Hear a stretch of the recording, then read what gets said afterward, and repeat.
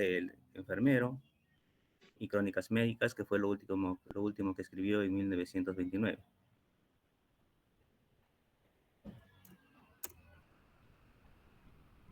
Cuando hablamos de psiquiatría, todos, Doc- aparentemente, sí, dígame. Doctor, disculpe que lo corte. Lo que pasa es que no sé si podía grabar la presentación, por favor. A ver, Sí, muchas gracias. ¿dónde se, ¿y dónde saliste para grabar? Disculpen, porque acá me sale. Tiene que entrar en el enlace de Google Meet, o sea, Ya, donde están nosotros. ajá, Ahí ingrese, o sea, minimice, abra el... ajá, ahí ya, en los tres puntitos, abajo donde dice ponga ocultar, dejar de compartir, ocultar abajo, inferior, medio, ajá, ahí, derecha, derecha. Ujú. Y en los tres puntitos, al lado de, no, no, abajo, abajo, justo donde puso ocultar, ahí hay tres puntitos. mm, ¿Eso? Ahí está. Gestionar grabación, listo, baje, no, no, no, baje, o sea, de la grabación, baje. ya, A la derecha, de ahí baje, baje. No, no, no, baje. Eso es una ventana, bájelo con el cursor. No, no, no, abajo. Mm. Al lado de donde dice grabe tu videollamada, ahí está un cursor a la derecha, como si quisiera bajarlo. Acá, acá, dice grabe tu videollamada, la grabación. Al ladito hay como un gris que resalta. Ahí clic ahí a la derecha, un poquito más a la derecha. Más a la derecha. Un poquito más, un poquito. Ahí, ahí pasa está. que mi pantalla no hay, mi pantalla más, selecciona, allá, acá abajo, Ajá, eso, bájelo. Ahí ya, haga clic y bájelo, ahí está. iniciar Ya. grabación, Ajá. ya, ya está. Muchas gracias, doctor. No, gracias a ti, más bien. Ya. Se está grabando la Entonces, llamada. a ver, vamos a iniciar. Creo que ya ingresaron los alumnos. Listo. Sí, doctor, ya somos como 20. Ya. Avancemos porque el tema es bastante amplio. Como decía, ¿no? Estábamos hablando de Emilio Valdizán, ¿no? El padre de la psiquiatría peruana. Considerado el padre de la psiquiatría peruana, como les dije, tuvo una vida bastante corta, de 44 años solamente, pero tuvo pues bastantes frutos en lo que refiere a su escritura. Dejó un legado bastante amplio y rico para nosotros, los psiquiatras actuales, a pesar del tiempo que ha pasado, todavía se mantienen en vigencia todas sus enseñanzas, de las cuales pues nos guiamos nosotros los psiquiatras para seguir enseñando tanto en el pre como el posgrado. Les mencioné algunas historias, dentro de ellas les mencioné pues la delincuencia en el Perú, que se escribió en 1909, la psiquiatría en el Perú en 1912, una obra también bastante enriquecedora, ¿no? Los locos de la colonia, que le escribió en 1918, y la última que escribió aparentemente antes de su sensible fallecimiento fue Crónicas Médicas en 1929. Muy aparte de esto, pues tuvo bastantes obras, ¿no? Que no las he mencionado, porque también escribió sobre Hipólito Unanue. Fue, como les digo, un gran personaje considerado dentro después de lo que es la historia de la medicina. Como les decía, hablar de psiquiatría, a veces nosotros cuando decimos pues psiquiatra, asiste a psiquiatra o asiste a un curso de psiquiatría, nos imaginamos algo muy exótico, por decirlo así, ¿no? Y nos imaginamos esto. A veces pues una imagen dice más que mil palabras, ¿no? Nos imaginamos pues ir al psiquiatra es estar loco, ir al psiquiatra es tener una enfermedad, ir al psiquiatra ya es estar básicamente, como se dice, o mentalmente desahuciado, por darle un nombre. Pero no es así. Psiquiatría, pues, es una especialidad bastante rica, ¿no? Que es el enlace de lo que es la parte física y la parte mental. Psiquiatría. ¿Cómo podemos mencionar pues a la psiquiatría? No puede ser considerada como una especialidad más actualmente. Se observa sus relaciones con todas las ciencias básicas, la bioquímica, la física biológica, la inmunología, la neuroquímica, la imagenología y otras más. Así como también con la sociología, la antropología, la religión, la política y la psicología. Como ven, la psiquiatría está pues inmersa en todos los aspectos. Por eso que siempre se consideró pues al psiquiatra como una persona bastante culta, ¿no? Porque tenía que saber, como se dice, un poco de todo.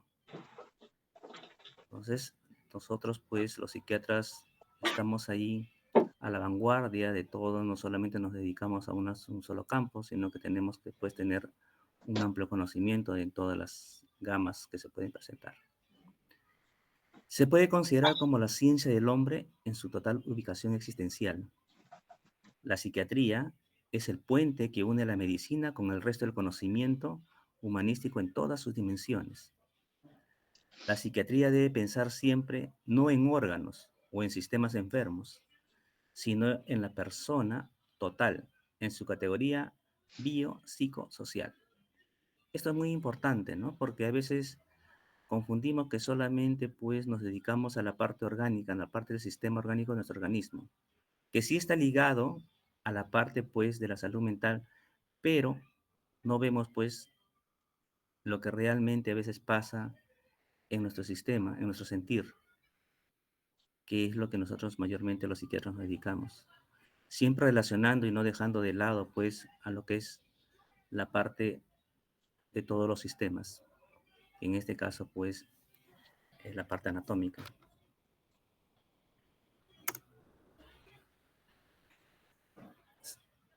Acá vamos a comenzar con la semiología o también llamada exploración psiquiátrica.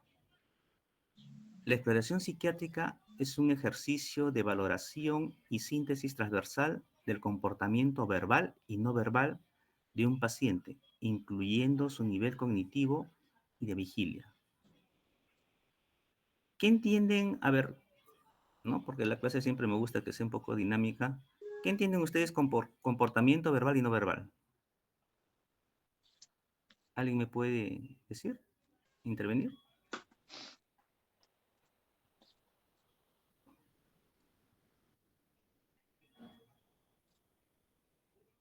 ¿Ninguno? El lenguaje que uno habla, el comportamiento verbal y no verbal son la postura, los gestos, ¿no? Movimientos, podría ser. Claro, tiene razón, doctora. Es muy importante, pues, en nosotros, en la especialidad, observar cómo es el lenguaje del paciente, cómo está explayándose, cómo nos da a entender su sintomatología.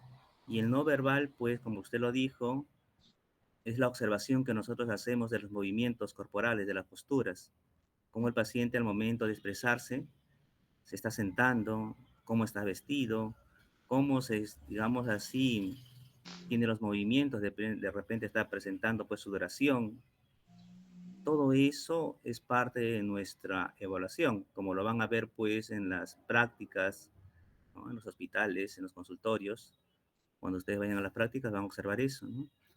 El trabajo no solamente pues es, aparte de escuchar y tener un rapport con el paciente, ¿no? Sería una confianza, ganar la confianza del paciente, es observar, porque es parte de nuestra evaluación. En eso tengan bastante presente cuando ustedes vayan pues al consultorio, ¿no? No solamente es escucharlo, sino también cómo el paciente se está comportando, cómo viene de repente vestido a la consulta, si está de acorde a, digamos así, al contexto del clima. De repente, pues ustedes pueden ver un paciente que viene pues en todo el calor, o en, ¿no? Con un montón de abrigos, o en todo el invierno, se podría decir con manga corta. Tendríamos que preguntarnos, ¿no? ¿Qué está pasando? Eso es la parte, pues, de la evaluación no verbal.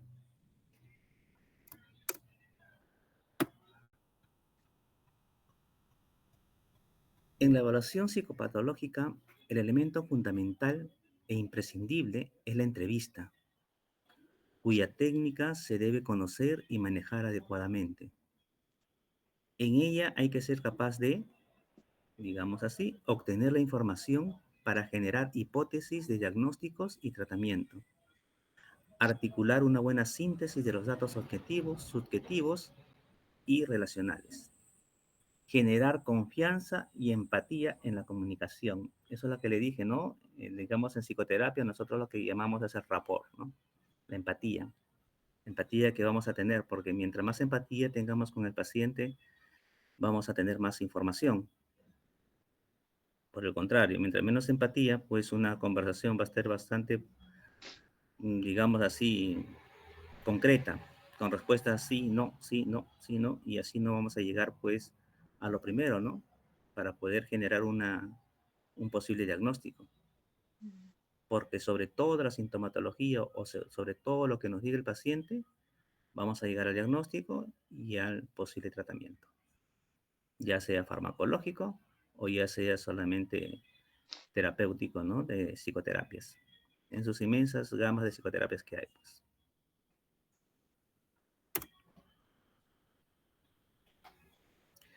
La vida mental es una unidad solo con fines didácticos y,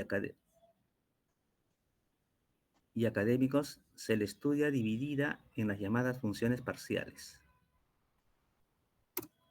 Aquí comenzamos básicamente pues lo que es la psicopatología.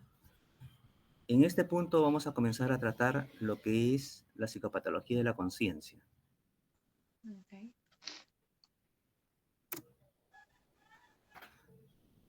La moderna psicología cognitiva concibe la conciencia como un complejo de procesamientos de la información, ya sea interna o externa, que sucede en un espacio de trabajo global, nodos y redes neuronales.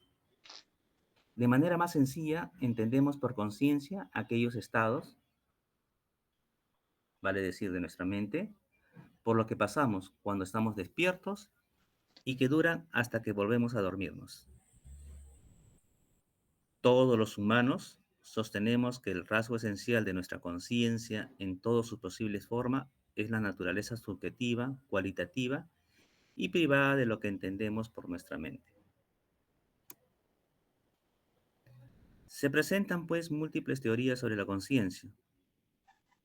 Los conceptos de conciencia y conciencia, autorrepresentación o metaconciencia se han utilizado pues de formas muy diversas, según el tipo de trabajo de los investigadores.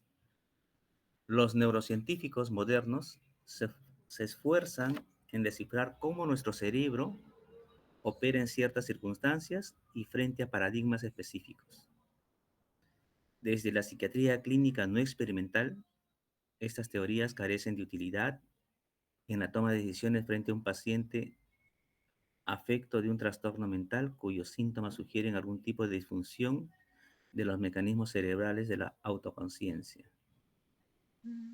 El cerebro, pues, es una computadora con múltiples funciones. Hasta ahora no se logra descifrar totalmente, pues, todas las partes del cerebro. ¿Tenemos una idea? Sí. De los cuales, pues, como digo, los hemos dividido en varias partes para poder entender al menos todas las que se han conseguido hasta el momento, pues, a pesar de toda la inteligencia artificial que actualmente manejamos, pero aún quedan muchos aspectos por descubrir.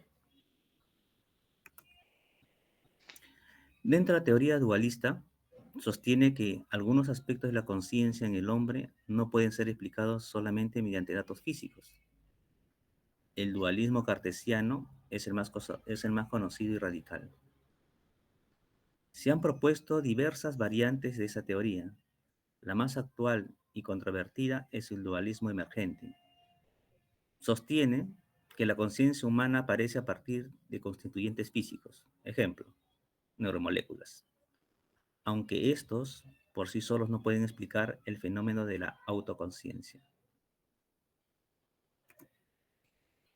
Tenemos otra teoría, la fisicalista. En el extremo opuesto se sitúan los materialistas, que han elaborado distintas propuestas en base a los hallazgos experimentales de las neurociencias.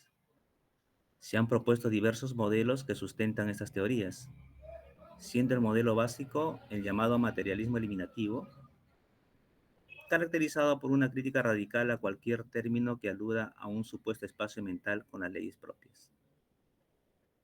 Las pruebas acumuladas de distintos estudios de los inicios de la investigación del cerebro apuntan a que pequeños cambios físicos en el cerebro de cualquier especie inducen pues modificaciones de la conciencia, por lo menos del aurasol, lo que se llama, o en otras palabras pues la vigilia, ¿no? Teoría física. Del comportamiento y en última instancia de lo que entendemos por mente. Teorías de la representación. Sostienen que los estados mentales conscientes no poseen más propiedades específicas que las propias representaciones mentales. Es decir, de las operaciones mentales, de hecho, es una forma suave de eliminacionismo, ¿no? Ahora, en esto, el espectro radical, pues, de esta teoría sostiene que lo único importante son las características de la representación. Podemos tomar como ejemplo, pues, reconocemos una taza de té entre los múltiples objetos que son recipientes de algún líquido, y no los llamados contenidos subjetivos. Tener pasión por el arte abstracto de la conciencia. Con la conciencia reflexiva, o la autoconciencia, se caracterizaría no tanto por lo que se piensa, sino por cómo ciertas áreas del cerebro se activan o también desactivan al realizar una determinada tarea, tanto durante la vigilia como en estados de inconsciencia.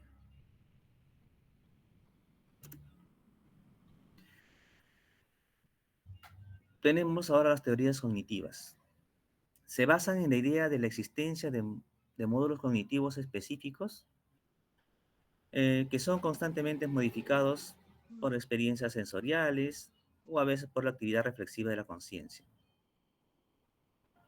Estas teorías son subsidiarias y del modelo fisicalista mencionado más arriba, el Multiple Draft Model de Denning en el año 91 y el Global WordPress de Bars en el 88. Son ejemplos de ellos, ¿no? Estas dos teorías sirven para el diseño de paradigmas experimentales sobre atención y memoria.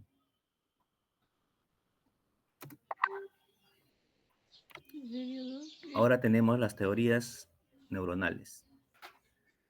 Se han elaborado diversas hipótesis neurobiológicas basadas en el creciente conocimiento de la naturaleza estructural y dinámica del cerebro, así como de sus orígenes genéticos, moleculares, a lo largo de toda la evolución, ¿no? Por ejemplo, la oscilación bioeléctrica sincrónica cerebral posee unas características de regularidad según diversos estados de la conciencia. Estado vigil, estado atencional, los sueños, ¿no? Y otras más que se pueden presentar. Los patrones de modulación tálamo-cortical y de los circuitos de retroalimentación básicamente pues dependen de la integridad de las vías neuroquímicas específicas en los cuales no se darían los diversos estados de conciencia. Para decir pues que si no tenemos unas vías neuroquímicas, digamos así, activas, ahí es donde van a suceder pues la alteración de los estados de conciencia. Acá podemos ver, ¿no? Es una gráfica de la conectividad neuronal que supuesto pues el origen de la conciencia humana desde un punto de vista estrictamente neurobiológico. Podemos ver el estímulo, ¿no? Cómo se estimula la célula sensible, después cómo viene la transmisión en red, es la actividad sensorial, y acá podemos ver pues un mosaico computacional de la conciencia, que es la integración a gran escala, una conciencia representacional, ¿no? Abajo vemos pues las ondas bioeléctricas, cómo se transmiten, y vemos pues cómo resulta pues esa conectividad neuronal.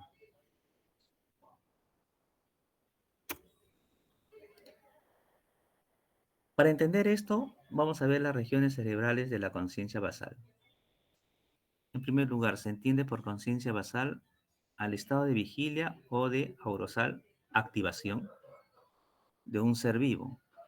Se han identificado, pues, algunos correlatos neurobiológicos que causan lo que se denomina conciencia basal. En condiciones normales y en reposo, el cerebro humano genera un cambio de actividad bioeléctrica de 40 Hz entre el polo rostral y el caudal, casi 12 en cada casi 12 milisegundos, ¿no? Según Linas y Ribari en 1994. Esta actividad coincide con la actividad neuronal entre el tálamo y el córtex cerebral. Según Green y Cox en el 98, se considera un estado de actividad cerebral automática, permanente. Incluso refieren que durante el sueño, y no consciente, preconsciente y prereflexiva.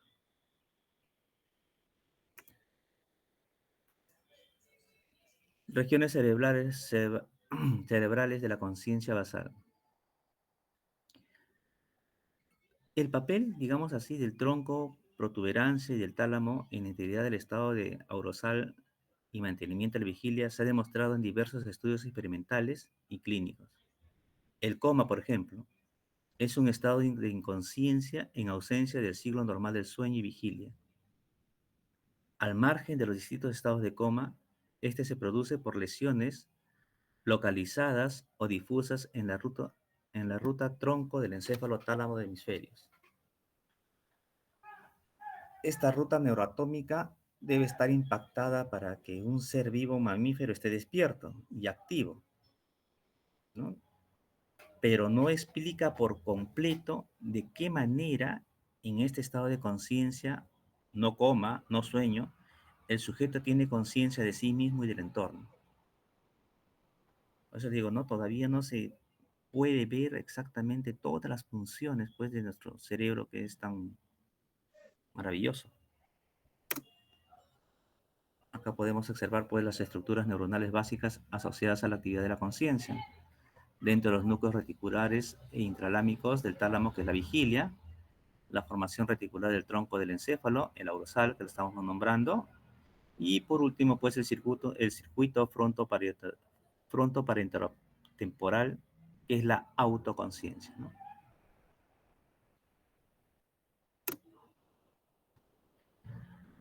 Si clasificamos de los aspectos fenomenológicos de la conciencia, diremos que la clasificación de la conciencia podemos darlo, pues, en estados de conciencia derivados del aurosal o activación, estados de conciencia derivados de la información contenida o encapsulada.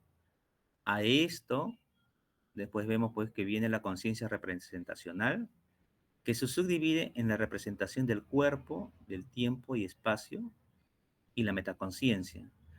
A su vez, también esta conciencia de derivada de información contenida o encapsulada, vemos que tenemos la conciencia no representacional, que a la vez se subdivide, ¿no?, en la sensorial y en la acción motora. Acá podemos ver, pues, la actividad bioeléctrica cerebral asociada a estados de conciencia. La beta, la alfa, la teta, la delta y la gamma, ¿no? Vemos las formas, ¿no?, como vemos acá las formas del electroencefalograma, las características propias, cuando están en vigilia de alerta normal, miren cómo están las ondas, cuando está en calma o lucidez, en relajación profunda, y miren cómo se activa, ¿no?, lo que es la extrema actividad de alerta. Y ustedes, si pudieran sacar, pues, vieran una, digamos así, unas ondas en una persona con una ansiedad generalizada, vieran cómo es bastante ahí, mucho más activa que eso.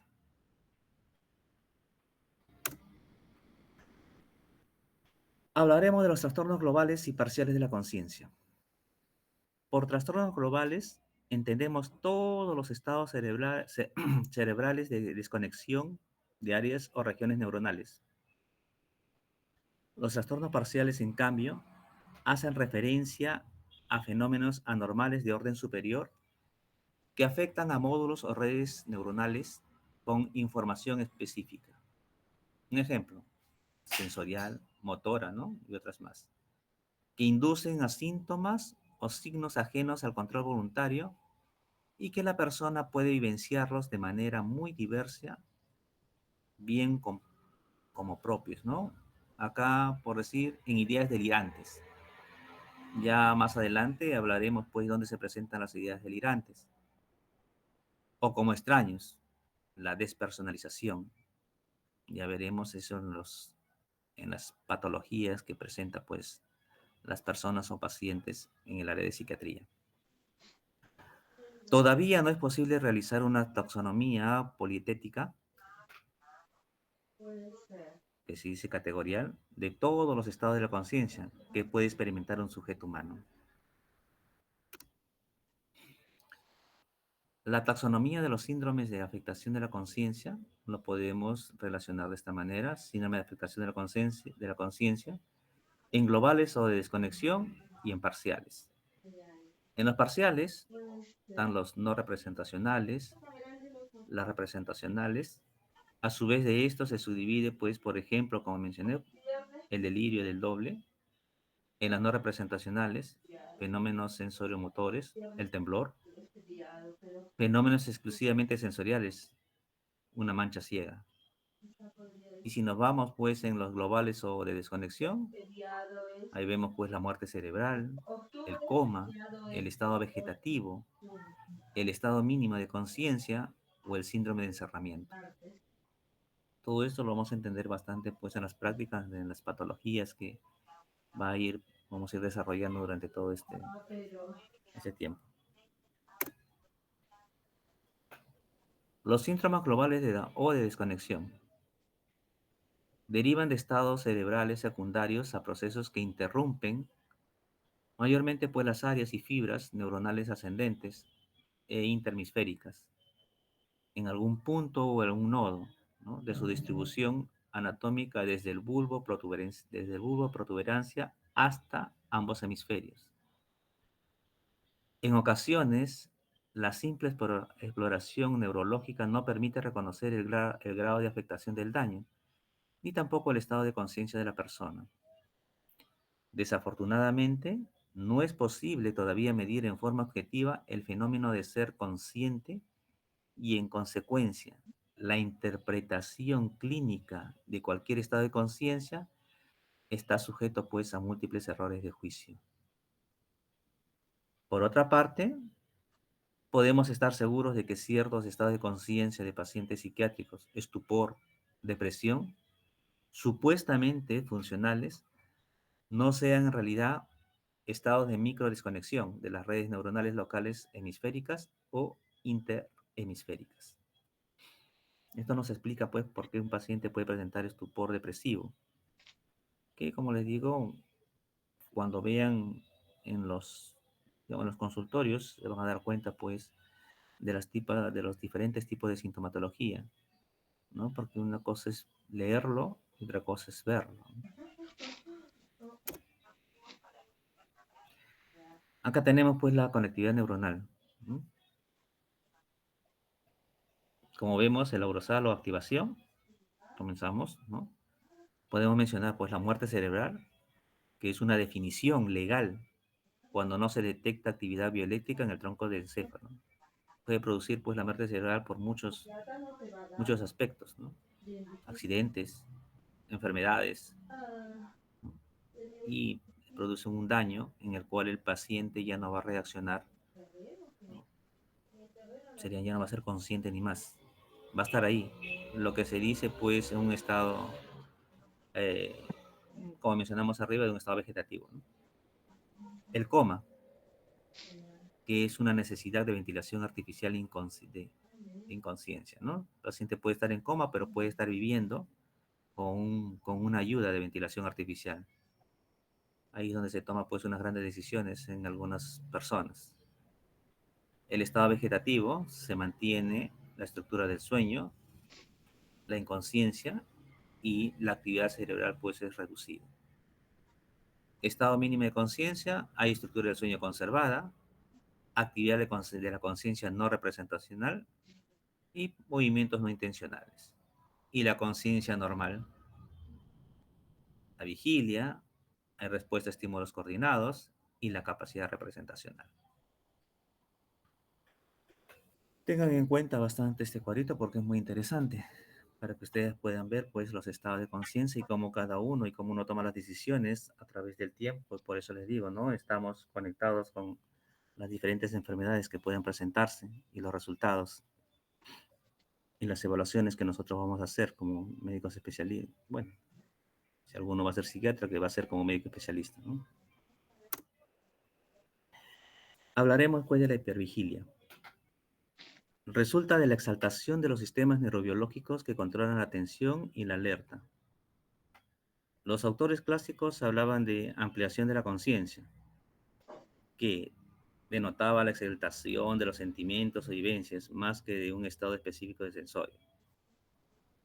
La hipervigilia, pues, no parece ser un estado puro del sensorio o del nivel de alerta, sino da digamos así, como resultado de una mezcla de síntomas provenientes de la esfera sensorial, motriz, cognitiva y afectiva.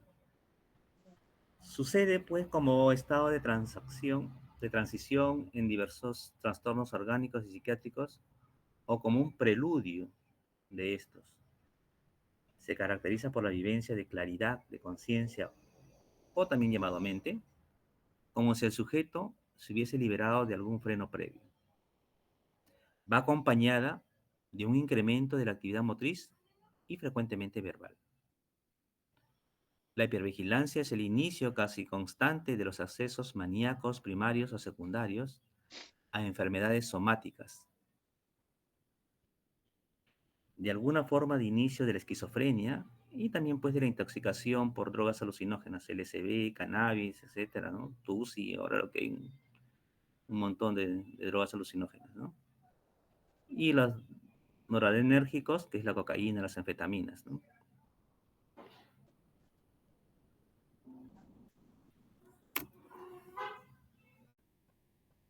Letargia, somnolencia, sopor.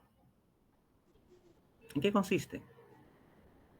Es una dificultad para mantener la alerta y atención a pesar de que el sujeto pues realiza un esfuerzo sostenido. Puede existir una distorsión de la evocación amnésica y ligera desorientación temporoespacial. Generalmente, la estimulación verbal o física provoca fluctuaciones de la somnolencia. Durante la exploración, la interpretación de los contenidos mentales debe hacerse con precaución, al igual que la valoración del síntoma cuando únicamente el paciente lo menciona durante la historia clínica. La somnolencia por alteración del sensorio debe diferenciarse de la sensación subjetiva del sueño y de la dificultad para despertar que refieren algunos enfermos y sujetos sanos. Hay que tener en cuenta, pues, que también pueden haber somnolencias por efectos secundarios de fármacos o también por efectos secundarios, pues, de alguna enfermedad que hay de fondo.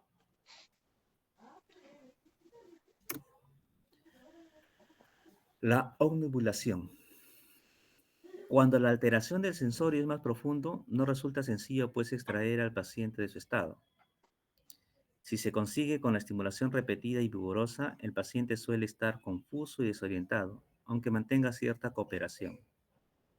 Con frecuencia se alternan síntomas de excitación e irritabilidad con somnolencia. La distrabilidad es permanente con distorsión de las percepciones auditivas y visuales.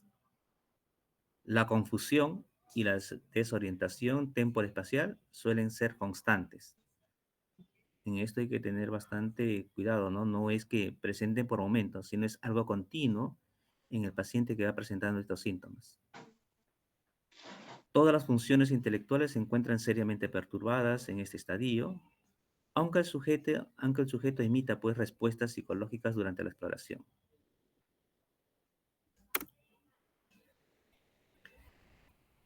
El estupor. Se utiliza para describir a los pacientes que solo son capaces de alcanzar un ligero estado de alerta mediante estímulos potentes. Espontáneamente, se puede decir, ¿no? Son incapaces de emitir alguna conducta intencional y las ocasionales respuestas verbales son incoherentes o ininteligibles. Los contenidos de la conciencia son inexplorables, no se pueden explorar en ese momento, siendo el signo más llamativo el de la inmovilidad. En términos neurológicos, se considera ese estado de el antecedente inmediato del coma, precoma o semicoma, ¿no? En psiquiatría, clásicamente pues, se utilizó para denotar la patología de la conducta en enfermos melancólicos y esquizofrénicos catatónicos, en algún momento de la evolución de la enfermedad. El estupor psiquiátrico se emplea en todos aquellos estados de mutismo, reducción de la actividad motora y fluctuación de la conciencia. Ahora es bastante difícil pues ver pacientes catatónicos, pero si tienen la oportunidad van a poder evaluar pues no este estado.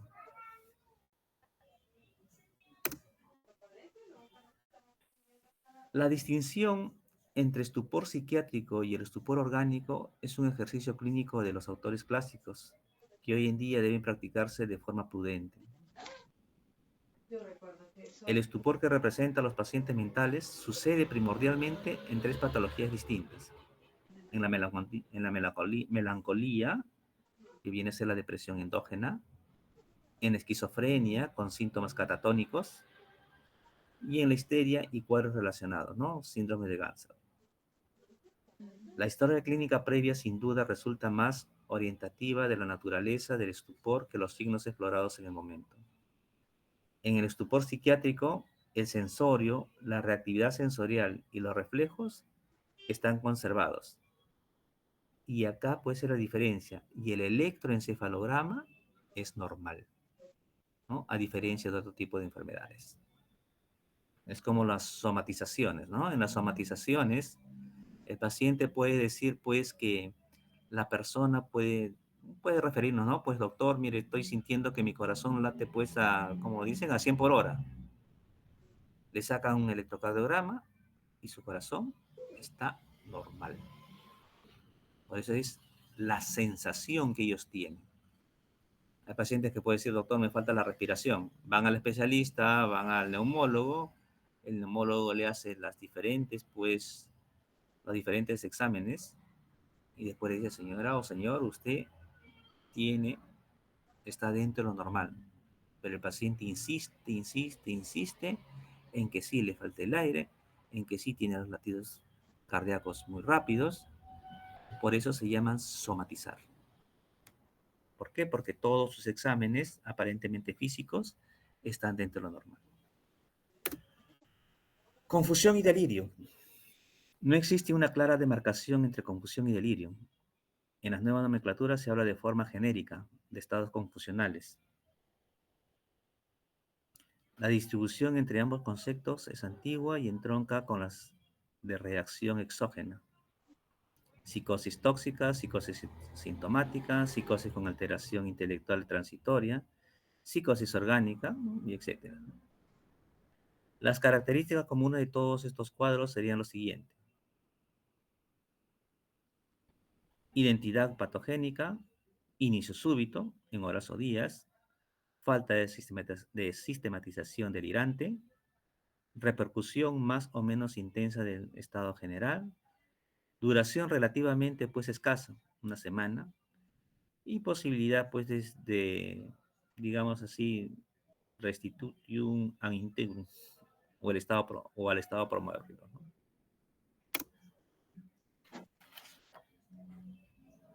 El cuadro clínico es similar a todos los sujetos y parece hasta cierto punto independiente del tipo de lesión cerebral.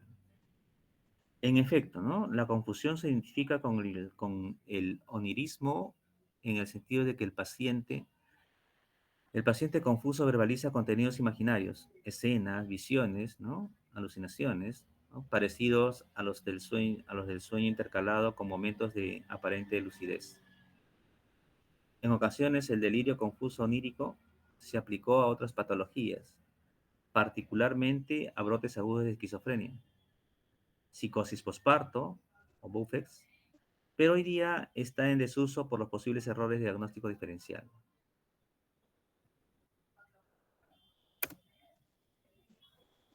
A pesar de que el cuadro se inicia bruscamente, se describió un periodo prodrómico de gran valor semiológico y clínico, que se denomina estado neurasténico o estadio asténico apático. Dicho estado podía detenerse o dar paso pues a la eclosión delirante. En el estadio asténico apático antecede a la mayoría de los cuadros tóxico-confuncionales u orgánicos cerebrales, especialmente en adultos mayores o se puede decir en ancianos, y suele confundirse pues con los supuestos estados físicos normales de la sensibilidad. La sintomatología característica en este caso es pues la fatigabilidad, astenia, apatía, la habilidad afectiva, irritabilidad, fluctuaciones de la atención, la concentración y la memoria, sensibilidad a la luz y al sonido, y sonidos y agitación nocturna.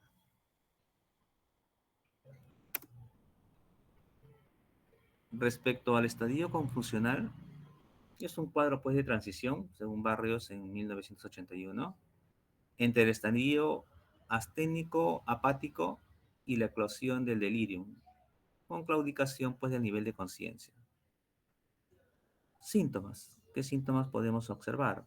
Pérdida de coherencia, apraxia ideacional, paragnesia, propagación del error, jerga ocupacional, inatención a estímulos ambientales, disgrafia, desinhibición de la conducta. Después de un periodo variable apático confuso, determinados pacientes pueden sufrir una súbita desintegración de la conciencia caracterizada por ¿qué? Por delirios caóticos, alucinaciones y también agitación psicomotriz, en este caso llamado también delirium. La duración del delirium es breve, muy breve, ¿no? 1 o 2 semanas. Y el compromiso vital es muy importante. Síncope, coma y muerte cerebral. ¿A qué podemos denominar pues síncope? Es la pérdida súbita y generalmente pues transitoria de la conciencia sin fiebre. Se considera tan solo un síntoma de diversas patologías del organismo. En ocasiones, el síncope se confunden mayormente pues con la lipotimia, un término que carece de valor semiológico. Su significado estricto es caída del ánimo. Y se suele aplicar pues en ámbitos no clínicos, a personas que desfallecen o se mareen sin una pérdida completa de conciencia. El síncope deriva de una estricta hipoperfusión cerebral con un patrón de un electroencefalograma reconocible, ¿no? Según Martínez, Fernández y colaboradores en el 2008. Cuando la persona afecta sufre además alteraciones cardiovasculares o metabólicas, el cuadro ya se denomina shock, que pueden acompañarse de fiebre y de otras alteraciones biológicas.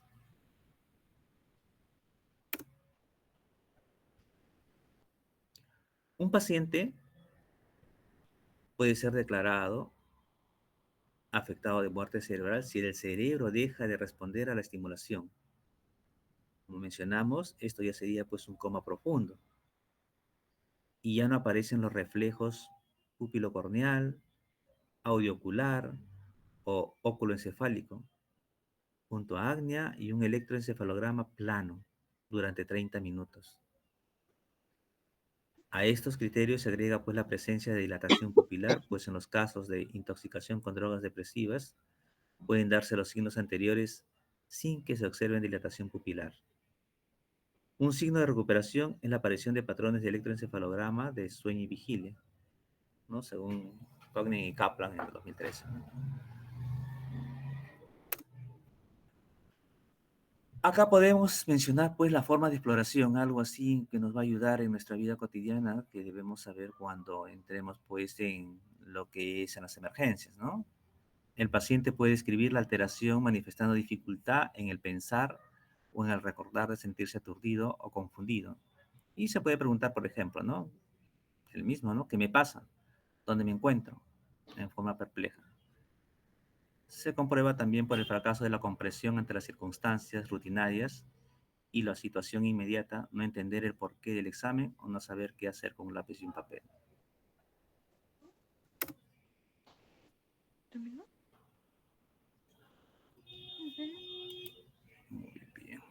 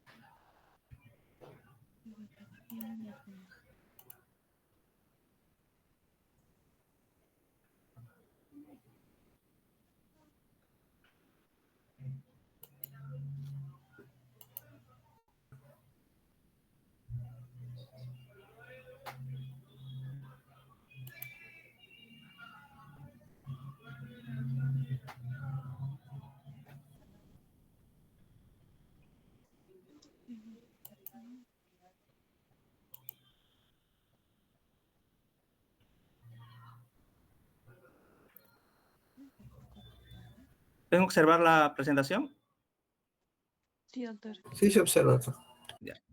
Vamos a continuar con el segundo punto, lo que es la psicopatología de la atención.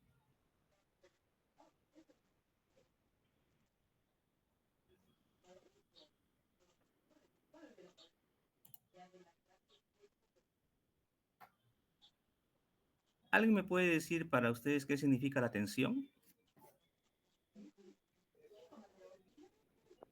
Sí, doctor. Buenas tardes.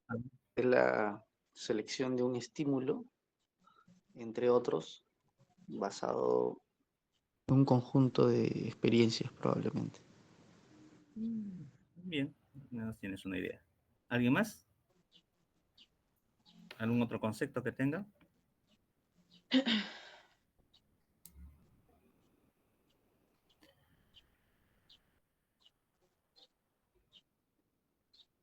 Puede ser el estar Sí. alertas, ¿no? Atender. Ya. Estar alertas, atender. Ya. Muy bien. A ver, doctores, comencemos entonces. La atención.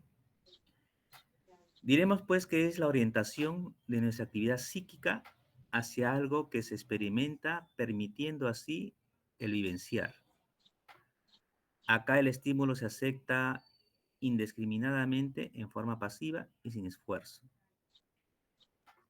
Este algo que se experimenta puede provenir pues de situaciones externas, sensaciones, percepciones, ¿no? O de situaciones internas, pensamientos, sentimientos y otras cosas más. A través de la atención nos informamos pues de las modificaciones fisiológicas y patológicas de nuestro medio interno, ya sea físico o mental. ¿Qué nos va a permitir esto? La elaboración intelectual. La atención puede ser espontánea o voluntaria. En el primer caso, la atención está a merced de los estímulos cambiantes que mayormente pues la impresionan, ¿no? Hay ciertas características de los estímulos que atraen con más facilidad la atención. Entre estas, pues, la mayor intensidad, la repetición, la desaparición del estímulo, la novedad, la variedad y la rareza de este. En la atención voluntaria, la dirección de la atención es gobernada activamente por el sujeto que voluntariamente dirige la atención.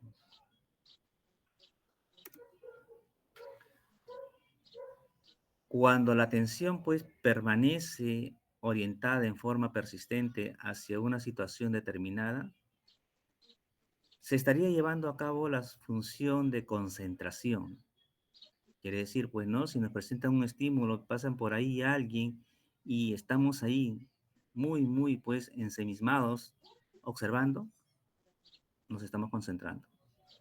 como también pues puede hacer el déficit, ¿no? Que en este caso ya hablaremos más adelante en lo que es el déficit de atención e hiperactividad, ¿no? Vemos pues que los niños se distraen muy rápido y no solamente pues esta enfermedad está en los niños, sino que también hay un porcentaje de un 15 a 20% que se manifiestan pues en adultos, que normalmente desaparecen entre la edad de 17, entre 14 y 17 años.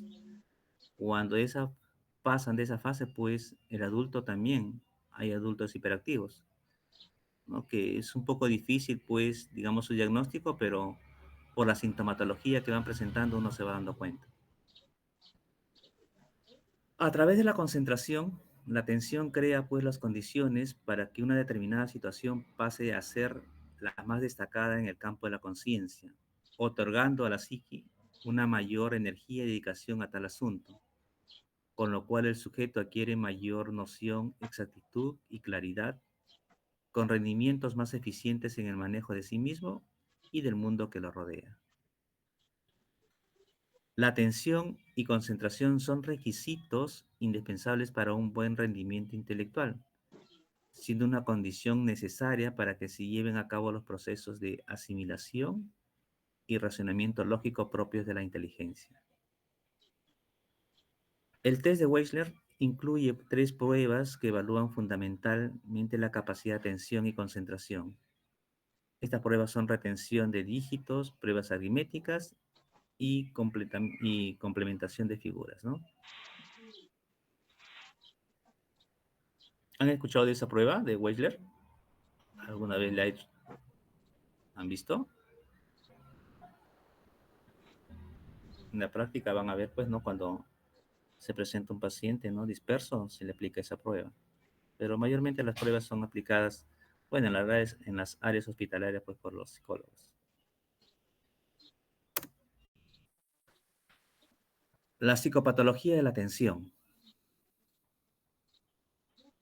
¿Cuáles son las psicopatologías que puede presentar, no? En ella podemos ver, pues, la prosexia, término derivado del griego prosexis, volver la mente a la atención, dedicarse a consagrarse, estar involucrada en. ¿Qué consiste? Denota el trastorno psicopatológico de la atención, que consiste en la falta absoluta de atención. Ahí habíamos mencionado hace un momento, pues, ¿no? En lo que es los niños, digamos, con déficit de atención. La hipopersexia es un trastorno psicopatológico de la atención que consiste en la reducción de la capacidad atentiva, ¿no? La atención es superficial y pobre. Hay tendencia, pues, a la distraibilidad y un registro pobre de los eventos. Tenemos la hiperprosexia, que es un trastorno psicopatológico de la atención, en el cual el sujeto presenta un notable aumento en la capacidad de atención espontánea, pero a expensas de una notoria disminución de su forma voluntaria. El paciente, pues, se ve solicitado por una excesiva gama de estímulos, lo que dispersa su actividad física. Acá cualquier estímulo externo, pues, lo distrae con facilidad. No logra una concentración única, lo que se podría decir dentro del promedio. La hipermetamorfosis, que se denomina, pues, mayormente a la exaltación de la atención espontánea en determinamiento de la atención provocada. Cualquier estímulo ambiental inmediato orienta el psiquismo, en tanto que el paciente se desconecta de la situación anterior que captaba su atención. Tenemos la concentración disminuida.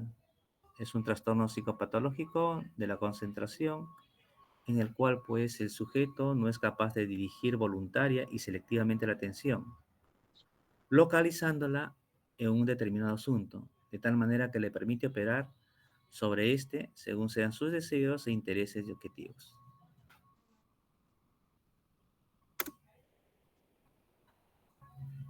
En esto, pues, podemos ver las formas de exploración, ¿no? Que podemos utilizar, pues, digamos, para explorar este ítem.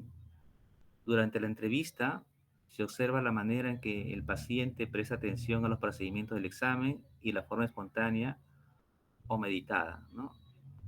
Concentración. Cómo responde normalmente a las preguntas. La sustracción seriada, restar de 7 en 7. Se le pregunta pues al paciente cuánto es 100 menos 7 y así sucesivamente. También la exposición brevísima de segundos de una lámina que contenga 10 objetos. Se anota aquellos que capta o aprende e identifican ese tiempo, ¿no? Podemos ponerle pues una lámina donde haya, pues, que te digo, una botella, una taza, ¿no? Que tengan no muchas similitudes, ¿no? Un árbol, una casa, por unos brevísimos segundos, ¿no? Y después se le comienza a preguntar, ¿qué captó? ¿No?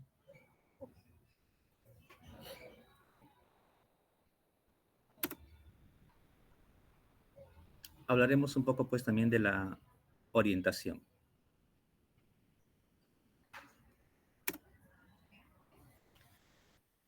La orientación se define como el instrumento del vivenciar que permite al sujeto comprender cada uno de los instantes de su vida en relación al pasado, al presente y al futuro, así como su ubicación en relación a los espacios que lo rodean, en relación también a sí mismo y al contexto situacional.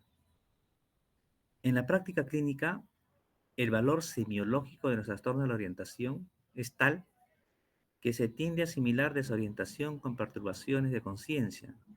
No todo trastorno de la orientación proviene pues de un trastorno de conciencia, aunque sí se puede decir, todo trastorno de conciencia necesariamente compromete el grado leve o mayor de la orientación.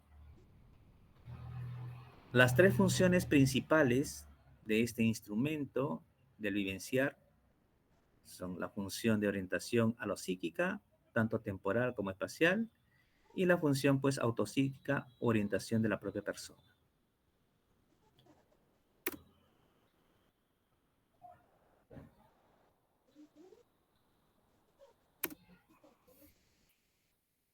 Hablaremos un poco pues de la orientación a lo psíquica temporal. El hombre tiene una noción del tiempo que transcurre sin necesidad de aparatos que lo midan, a través del registro ordenado en la conciencia de las vivencias que ocurren en el tiempo y de su capacidad pues, de ser evocadas, unas en relación a otras, y en una consecuencia determinada, ¿no? Construimos de esta manera, ¿qué cosa? Nuestro pasado. Desde el presente miramos el pasado y por extrapolación prevemos que en algún grado de futuro, gracias a esta capacidad, sabemos la fecha, el día, el momento del día, el año y la estación del año. Acá pues tenemos que poner bastante hincapié cuando nosotros preguntamos pues al paciente sobre este tipo de orientación.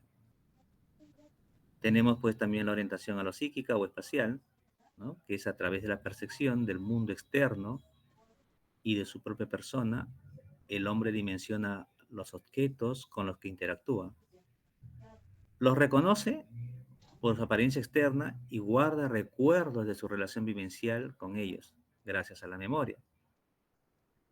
Esta capacidad le permite saber en qué lugar se encuentra. Puede decir país, ciudad, calle, casa, pieza, lugar de la pieza y el lugar en que él ocupa en el contexto espacial, en un momento dado, ¿no? Su ubicación, por decir, en este momento, ¿dónde estoy? En la orientación autopsíquica, la percepción pues de uno mismo, ¿no? Acompañada de una memoria que registra la continuidad del acontecer en el que uno participa y el recuerdo de aquellos con los que se participa y permite saber acerca de quién y qué es uno mismo y nos da pues una visión de conjuntos acerca de lo actual y de lo pasado.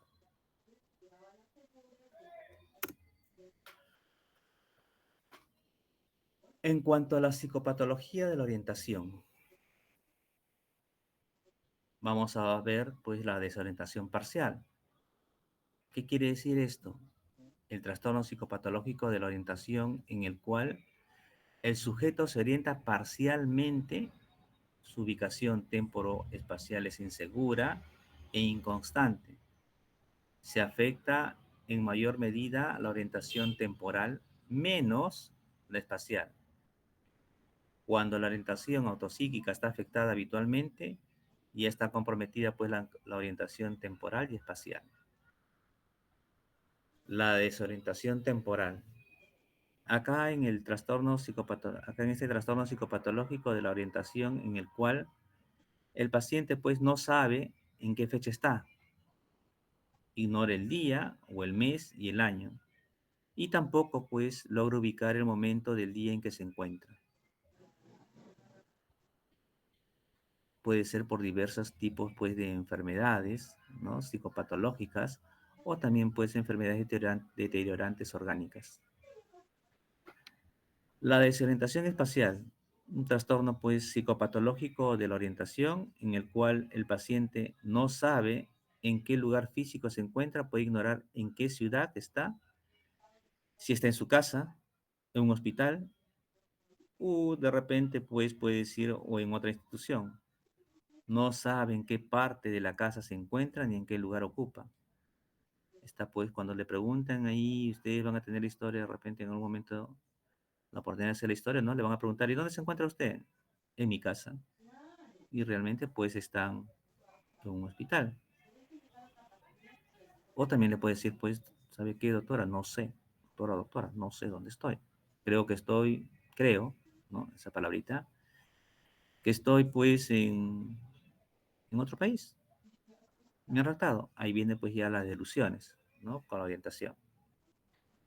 La desorientación autopsíquica, tenemos un trastorno psicopatológico de la orientación en el que el paciente no sabe quién es, de dónde viene ni para dónde va. Desconoce pues su rol social, familiar, y aún puede llegar a ignorar sus pertenencias. Acá vemos pues a los pacientes mayormente con demencia, ¿no?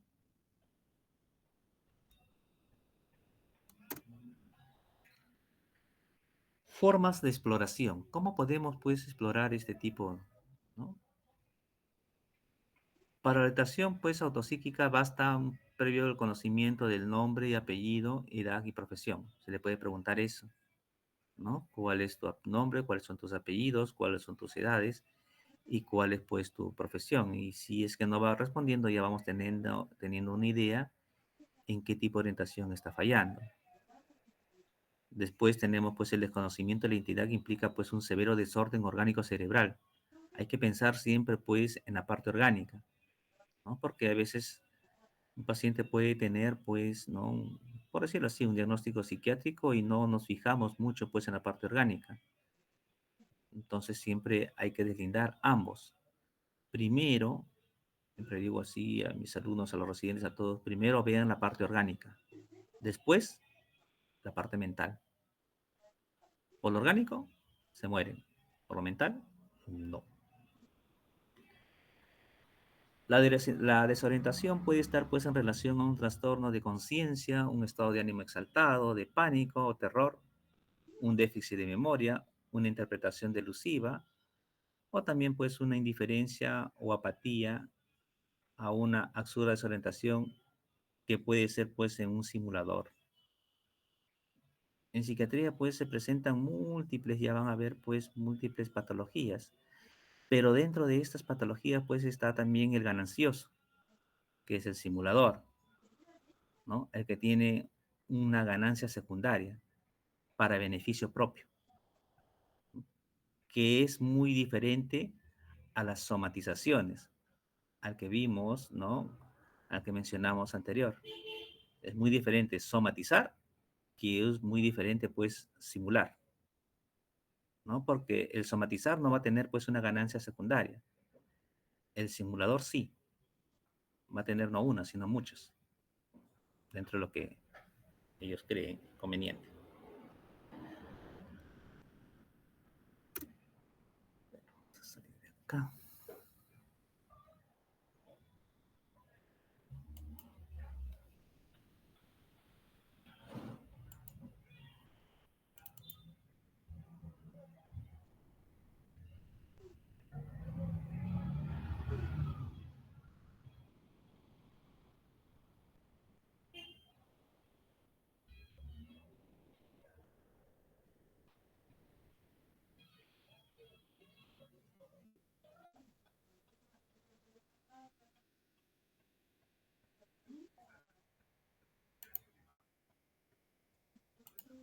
¿Observan la...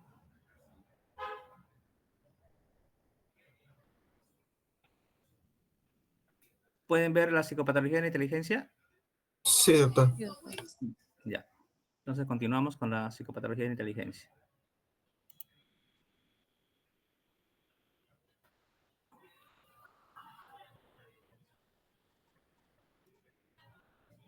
A ver, ¿quién me puede decir qué consideran inteligencia?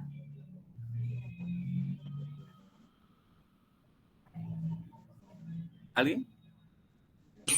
Es la facultad de una persona que tiene para actuar razonablemente. Ya, Podría ser la capacidad también para actuar poder- razonablemente. Ya. ¿Alguien más? sí, quizás la capacidad para poder solucionar problemas de forma rápida, pronto. Ujú. ¿Algún otro concepto, por favor?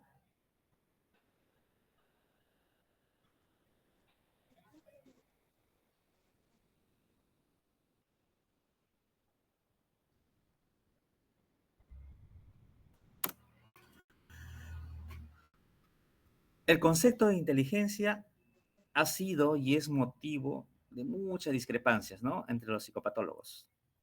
Weisler, en su obra, pues, La medición de la inteligencia en los adultos, escribe, ¿no? La inteligencia es la facultad compuesta o global del individuo de actuar adecuadamente, pensar razonablemente y relacionarse efectivamente con su mundo circundante. El aporte nuevo de Weisler está en el considerar la inteligencia como una facultad compuesta o global, señalando acá una diferencia de aspecto en el sentido de lo funcional y estructural. Los procedimientos, pues, para evaluar esta capacidad que llamamos aparentemente, pues, inteligencia, ¿no? Los podemos reducir en dos categorías: los análisis factoriales y los análisis descriptivos. ¿Qué quiere decir? Los análisis factoriales. A comienzo del siglo, Torrens diferenció la inteligencia en tres tipos principales de factores o factores después de la inteligencia, ¿no? El primero dice la inteligencia abstracta o verbal como habilidad en el uso de símbolos lingüísticos. Después dice la inteligencia práctica como habilidad en el manejo de objetos. Y por último, la inteligencia social como habilidad en el trato con la gente. Tenemos un segundo punto, que es el análisis descriptivo, donde desde este punto de vista, pues, se puede mostrar la existencia de importantes rasgos de conducta inteligente y talentosa que tienen especial relevancia, pues, en la práctica vital y que van más allá de los planteados por el análisis factorial. Vale decir, inteligencia táctica, teórica y práctica. Acá tenemos, pues, el test de Weisler, ¿no? Este es un test que está dividido mayormente en dos partes, dos subtests, ¿no? El subtest verbal y el manual. Los subtests, a su vez, se pueden dividir de la siguiente manera. El subtest verbal, ¿no? Que es esencialmente verbales, vocabulario, información, semejanzas y comprensión. El otro, pues, de atención y concentración, en aritmética, concentración y dígitos, ¿no? Acá podemos ver, pues, ¿no? Al costado, la escala de Weisler de inteligencia para adultos, que es el WISE, que fue desarrollada, pues, en el 39 y fue llamada entonces Weisler-Berlioz, que es la inteligencia del test. Esta escala de inteligencia, pues, de Weisler para adultos, ¿no? Ya vamos a ver cómo lo usamos. Dentro de sus textos manuales, tenemos, pues, el de coordinación, que son ensamblajes visomotoras, construcción de cubos, símbolos de dígitos, entre de lo que es el subtest de organización, tenemos la ordenación de historia visual y la complementación de figuras. En resumen, este test, pues, mide el rendimiento de inteligencia. La inteligencia, como dijimos, es una capacidad mensurable. Mientras más objetiva sea su evaluación, mayor utilidad nos prestará en el trabajo clínico. En este sentido, pues la aplicación del test estandarizado es una herramienta que nos ayuda de primera línea. Sin embargo, es útil que el clínico se oriente previamente, a grosso modo, sobre el estado de la inteligencia de un paciente, para confirmar si se justifica o no un examen más exhaustivo de este a través de un test.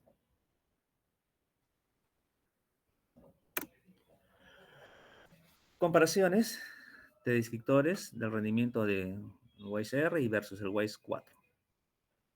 Ahí tenemos pues los rangos, la descripción, ¿no?, del R y del 4, ¿no?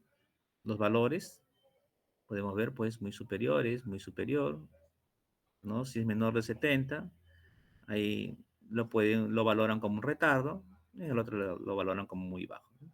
Son los dos extremos, ¿no? Muy superior y el retardo, según la escala o el puntaje que vayan sacando pues a través de las evaluaciones de los test, ¿no? Ya menor de 70, ya se va viendo pues qué tipo de retardo va a tener.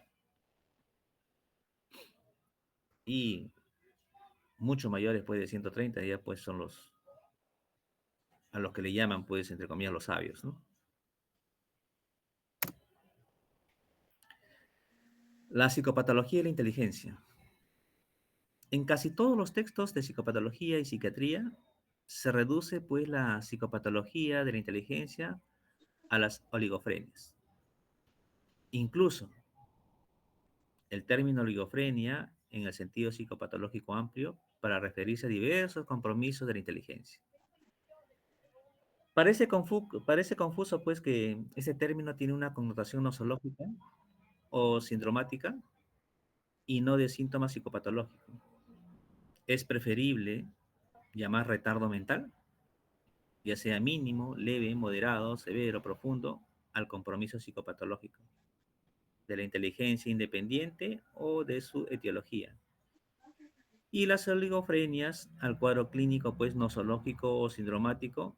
Evitamos así una confusión entre psicopatología y nosología psiquiátrica. Otra forma pues de alteración psicopatológica de la inteligencia es el deterioro, ¿no? Algunos lo pueden presentar bastante jóvenes, cuando se trata pues de un Alzheimer. Es un trastorno de la inteligencia que aparece una vez en el sistema nervioso que ha logrado su completo desarrollo, a diferencia del retardo mental, que se presenta antes de que el sistema nervioso esté completo o maduro, ¿no?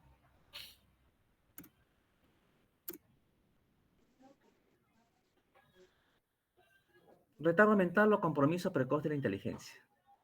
Se ha expresado el grado de inteligencia por un valor que se llamó edad mental. Este equivale al grado de madurez intelectual típico de cada edad cronológica, ¿no? La edad mental es un puntaje basado en el rendimiento de una prueba del desarrollo mental y que es, digamos así, se determina por el nivel de dificultad que es capaz de resolver el sujeto en las pruebas del test.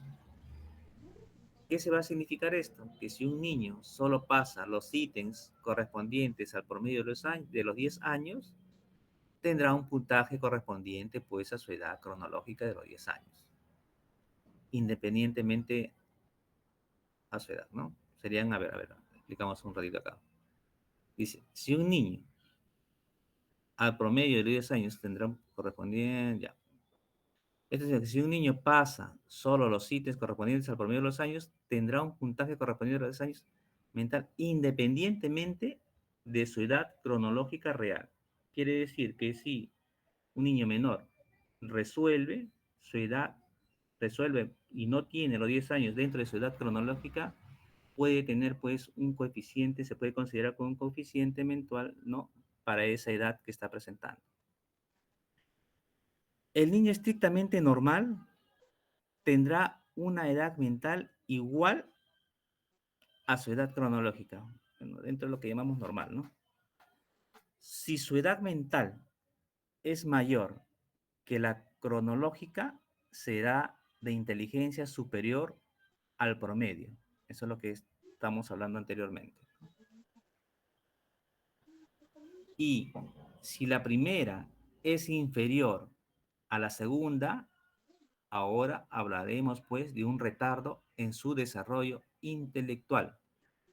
Es decir, su inteligencia será inferior a lo normal. Por lo tanto, digamos así, las diferencias de edades mental y la cronológica indica pues el grado de avance o retardo mental. Se consideran anormales los niños que presentan un retardo mental de 2 años a más a la edad de 9 y de más de 3 años a la edad de 12. En la edad mental no es índice pues, digamos, de brillo o torpeza intelectual. Es el rendimiento de una persona solo puede considerarse brillante o torpe si podemos compararlo con el rendimiento de otros individuos de su misma edad. No vamos a poder comparar pues a un niño de 6, 8 con un adolescente pues de 14 o un niño de 4, 5 con otro niño de 8, 10. Salvo que sí podemos decir pues, ¿no?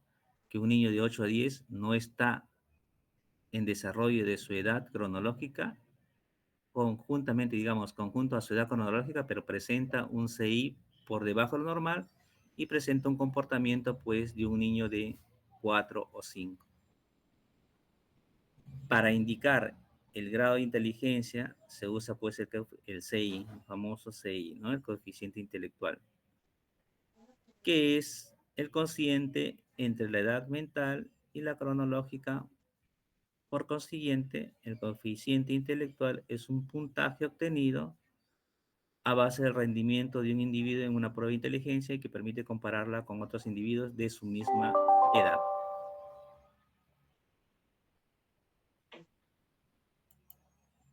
¿Qué le ponemos el otro? 5 y 10. Oh. Ya. Me pasé del tiempo. El otro grupo te espera, ¿no? Bueno, avancemos un poquito más y continuamos acá. A ver, avanzamos hasta lo que es retardo mental o compromiso y continuamos pues en la siguiente clase, ¿no? Porque vamos a seguir desarrollando todas las patologías más adelante, ¿ya? Se ha expresado pues acá en el grado de inteligencia por un valor que se llamó edad mental. Este equivale al grado de madurez intelectual típico de cada edad cronológica. La edad mental es un puntaje basado en el rendimiento de una prueba del desarrollo mental y que se determina ¿por qué? Por el nivel de dificultad que es capaz de resolver el sujeto en las pruebas de test. Esto significa que si un niño... estamos en la misma.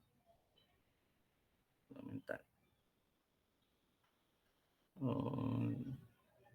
Ya, el otro está grupo. A ver, nos quedamos, un favor, nos quedamos acá, porque están que me llaman del otro grupo. ¿Sí? Autores, nos quedamos en esta lámina, lo que es retardo mental o compromiso precoz de la inteligencia. Ya, doctor. Ya, hasta ahí, por favor, vayan leyendo. Lean algo más, ahí tienen la bibliografía, creo que les dieron su sílabus, ¿no? Vayan leyendo las patologías para poder conversar y ya podéis interactuar porque la próxima vamos a hacer ya en presencial. Entonces, buenas tardes con ustedes, doctores. Nos quedamos ahí, por favor. La lámina de retardo.